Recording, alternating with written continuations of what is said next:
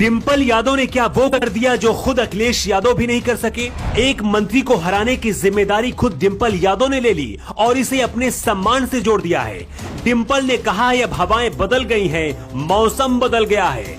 केशव प्रसाद मौर्य को हराने के लिए अखिलेश यादव ने हर रणनीति अपनाई, लेकिन 2 दिन पहले जब अखिलेश यादव सिराथू पहुंचे थे तो शायद उन्हें ये समझ में आ गया था कि केशव प्रसाद मौर्य को हराना यहां से आसान नहीं होगा। केशव प्रसाद मौर्य के हारने का मतलब योगी सरकार के एक मजबूत पिलर गिरने जैसा होगा।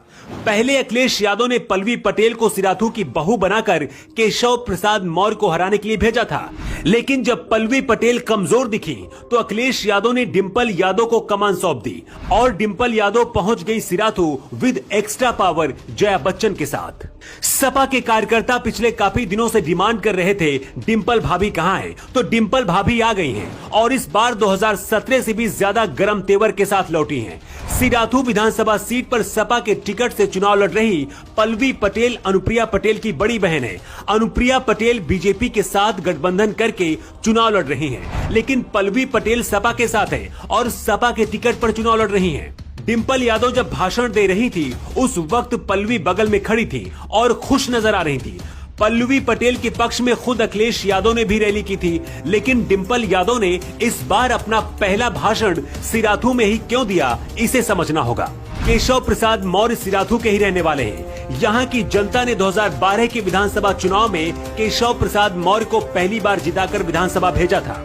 2014 में केशव फूलपुर से सांसद बने। इसके बाद 2017 में बीजेपी की सरकार केशव प्रसाद मौर्य की अगुवाई में ही बनी थी।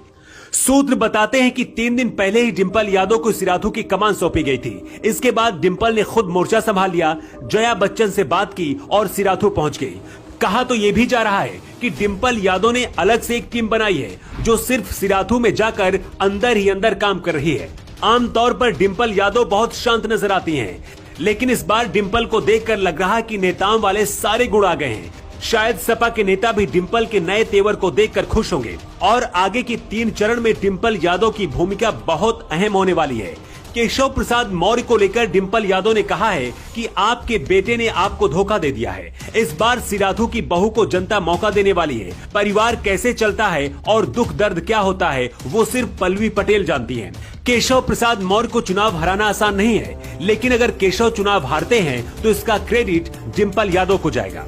डिंपल यादव ने जया बच्चन को इलाहाबाद की बहू बताकर खुद को यूपी की बहू बताया है। मतलब साफ है कि डिंपल यादव की भूमिका अब सपा में बहुत अहम होने वाली है। सिर्फ इतना ही नहीं, पूर्वांचल में अब कई रैलियां डिंपल कर सकती हैं, खासतौर पर इलाहाबाद भी जा सकती हैं। क्या डिंपल यादव के प्रचार करने के बाद पूर्वांचल का रण सपा जीत जाएगी?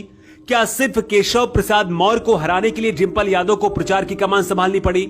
आप अपना जवाब कमेंट बॉक्स में दे सकते हैं। न्यू टाइम्स के लिए ब्यूरो रिपोर्ट।